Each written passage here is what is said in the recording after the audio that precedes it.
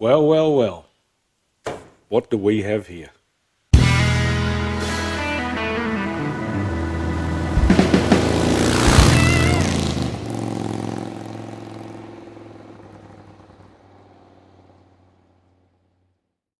G'day everybody and welcome back. So what we've got here before us is everything that we need, hopefully, to put these forks back together. This bag contains some genuine, some non-genuine parts that I bought, plus the other bits and pieces that we had to wash up, all the dampener pistons, etc. So I'm just going to get it all laid out now and we'll start going through the reassembly. So here we have them back from the hard chromers. Lovely.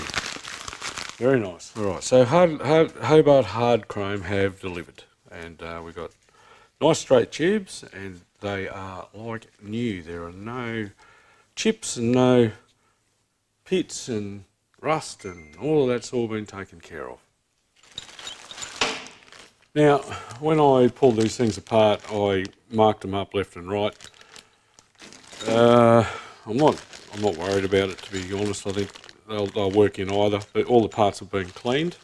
So this is the dampener piston and the preload adjuster, the top out spring, and the other bits that are required for the bottom end of the fork.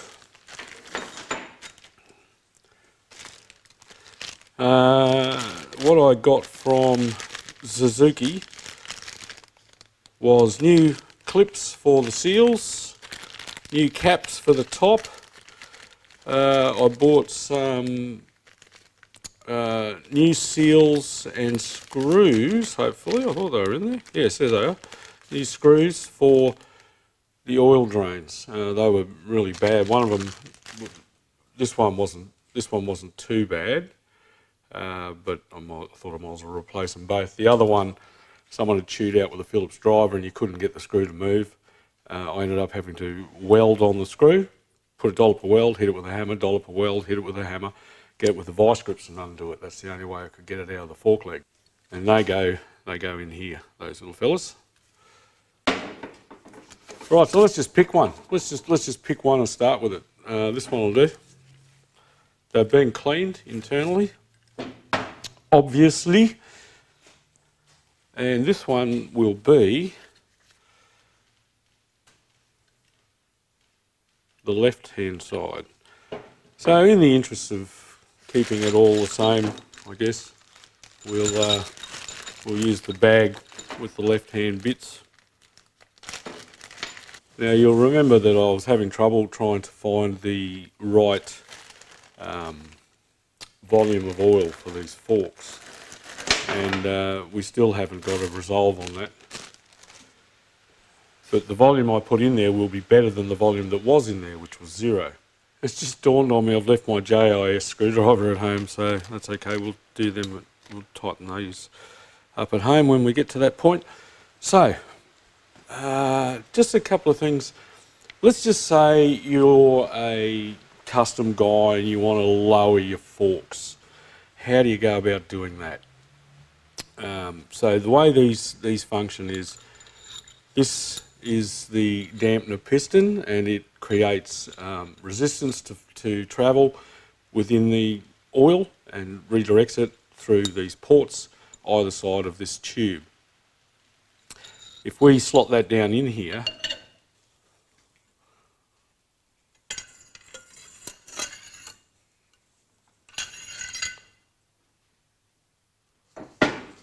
well, that's the other thing I did.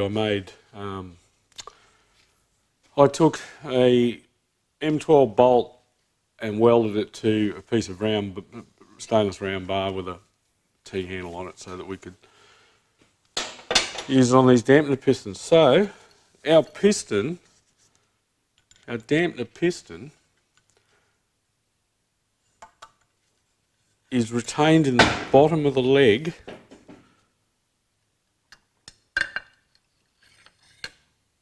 with a bolt in the bottom here. Let's just mock it up.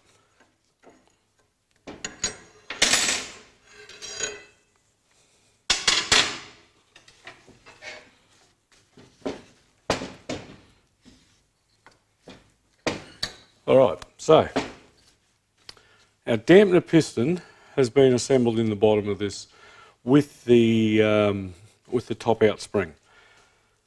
So what we want to try and what we'd like to achieve is a shorter fork. So somewhere down around here, for example. So let's just nominally say we want to lower the forks by 50 millimeters. And what you need is one of these. This is just a piece of, it's actually stainless steel, doesn't have to be, but stainless steel tube, and it's been machined to length 50 millimeters. So if we, at the moment, if we top this out, let's just mark it on here where we finish.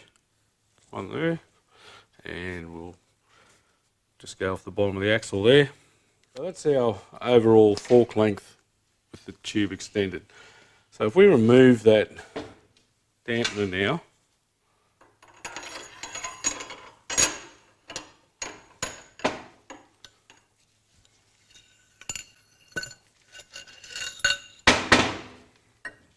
and we slide this guy over the top there, that essentially reduces the amount of travel and pulls the tube down into the fork.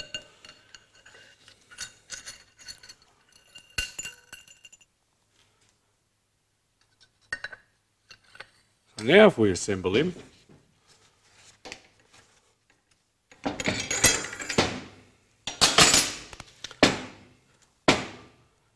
so now if we extend the fork out, we have line up there with where we had it before.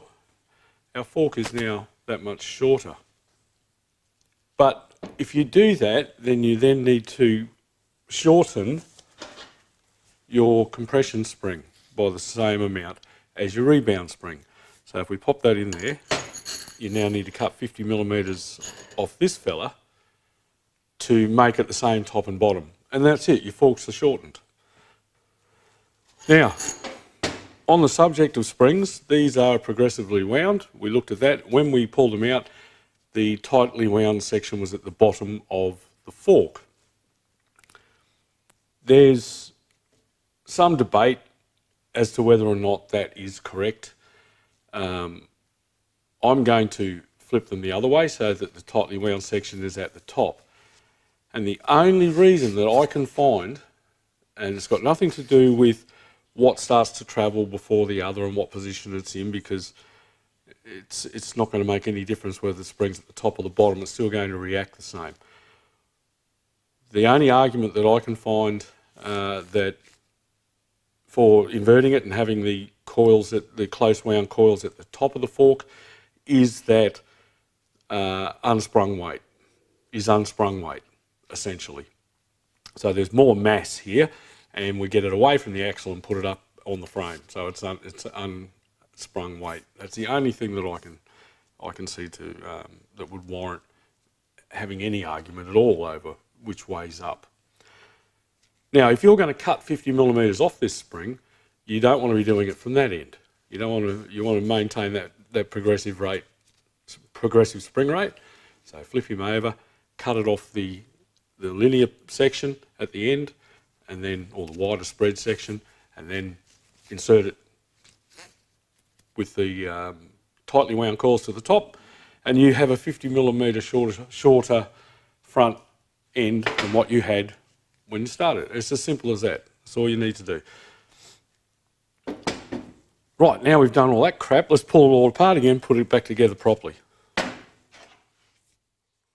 What we do want is a little bit of fork oil. I'm using 10 weight. Don't go blending fork oils trying to find different weights. There's plenty of variants out there. Factory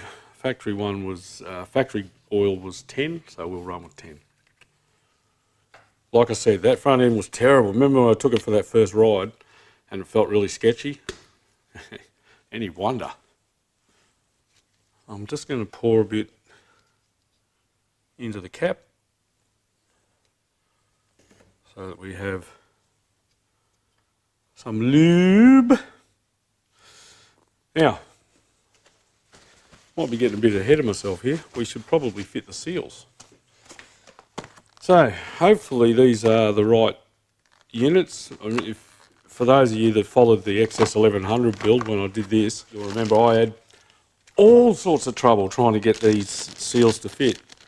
And the reason for that is that the XS1100, the leading axle fork assemblies, so the same as on the RH in Australia, which would also be the Sport in Europe, and I think the internals are the same on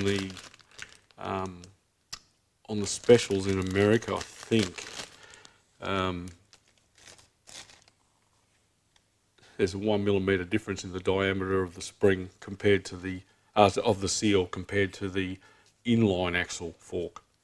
Yes, that was a good lesson to learn. Right, that guy there.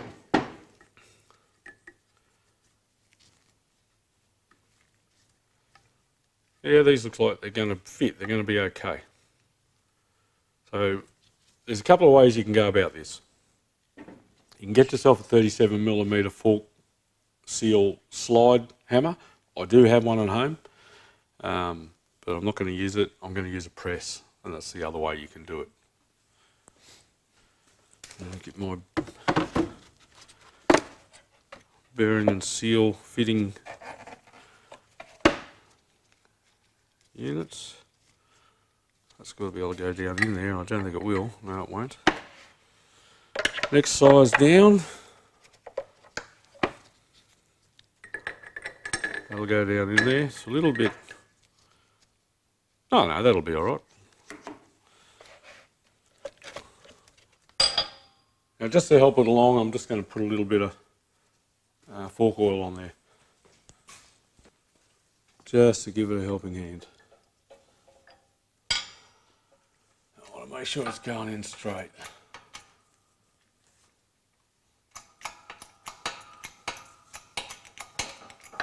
Oop.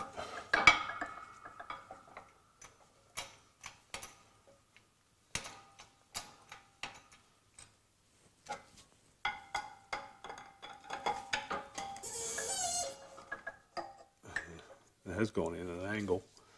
I'm going to try so it might be a little bit better fit. Hasn't wrecked it, but it's not brilliant. There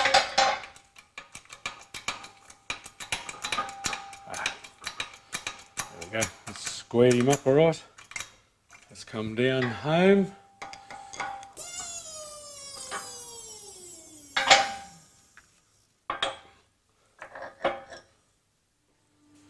While we're at it, we might as well do the other one as well.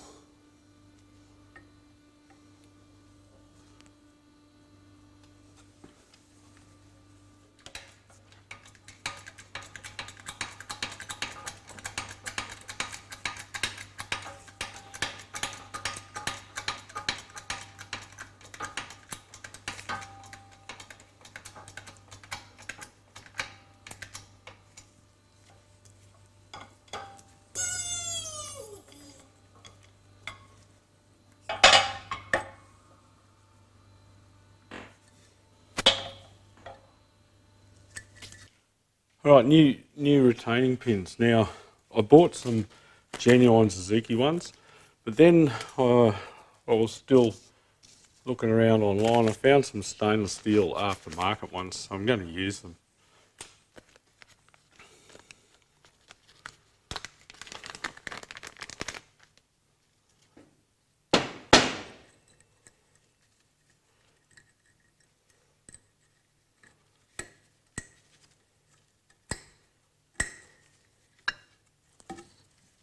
Okay, that's in.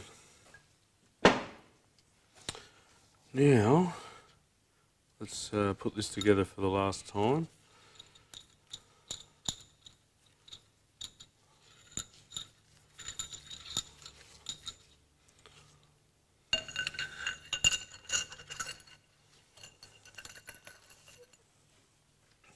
It's important that this face here is very clean, and also the inside of the staunch, the lower leg, is really clean, because they've got to create a seal.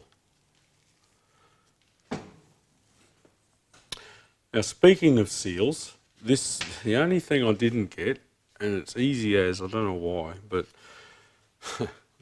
I just overlooked it. Copper washer, but we can reuse them, we can re-anneal them. These are a good quality washer. They're not completely damaged. I'll show you how to re-anneal them and softens them back up, and you can reuse them quite happily over and over again.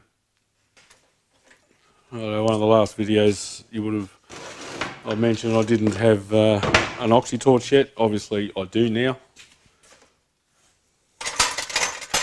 I was going to muck around and put a different tip on, but that one will do. And you don't need an oxy torch. You can just use a gas flame. But essentially what you need to do is heat the washer until it's red hot.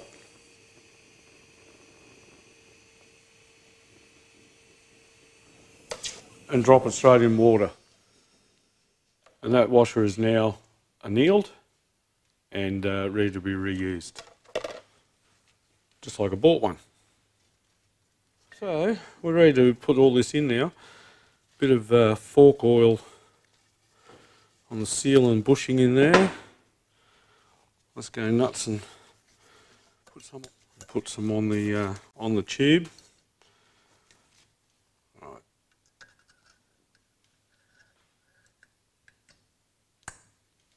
Nicely through the seal. Heard him bottom out. The spec calls for a bit of blue Loctite on this guy, so just administer by the drop. One drop will do.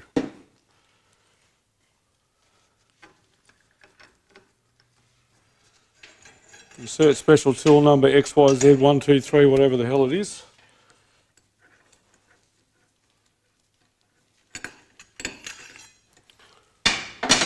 And I'll pop him in the vise.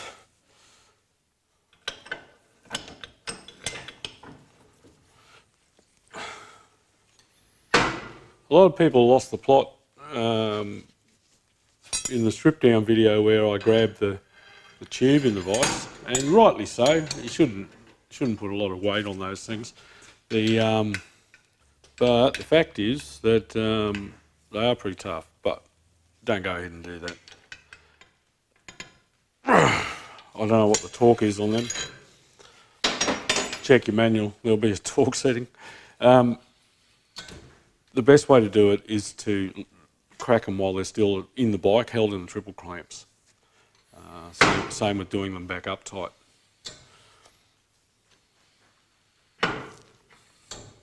Right, there we go, that's that bit. Let's put the new screw and seal in there.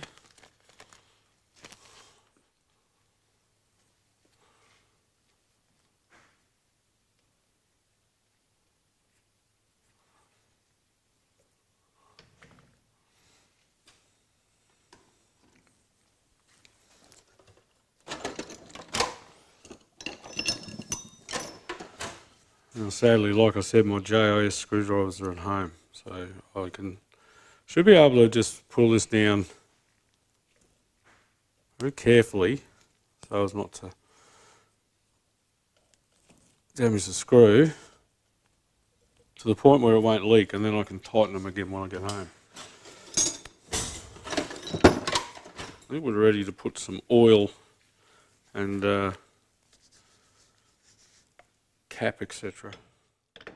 Alright, after much searching and asking of questions, and I even contacted Suzuki Australia, I have not been able to find the correct oil level for these shocks. There's about 4 or 5 different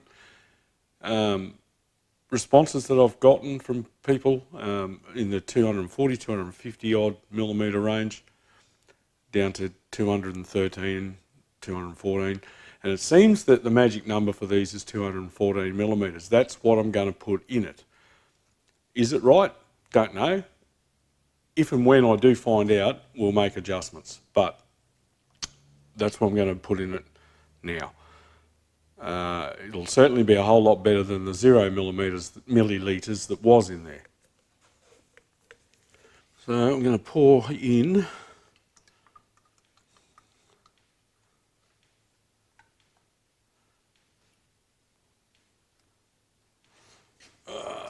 200, 510. That's 210. We'll assume that we're going to lose a few mil or a milliliter or so sticking to the inside of the container. So bottoms up.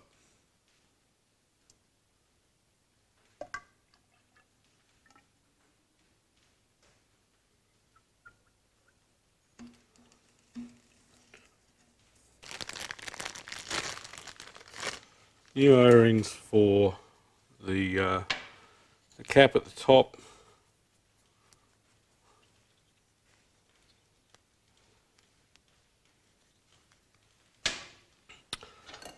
Pop our spring in, tight wind on section to the top.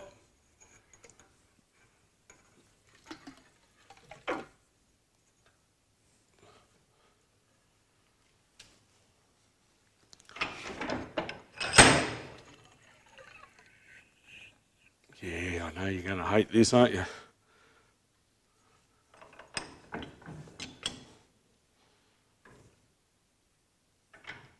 haven't got a lot of weight on that.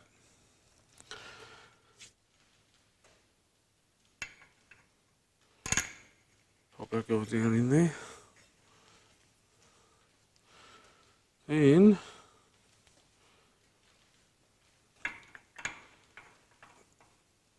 screw him backwards until you can feel the thread on the start.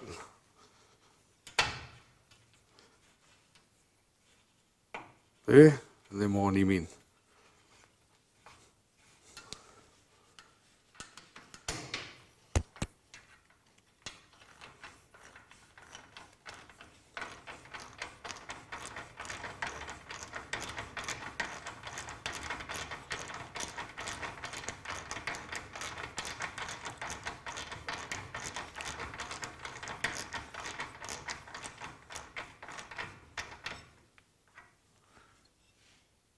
Now I am going to tighten that up when it's in the triple clamp. But to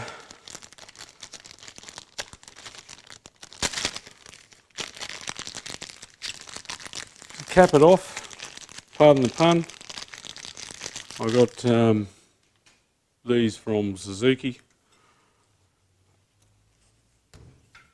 Sits on there. The only thing left to do is fit the dust come wiper seal.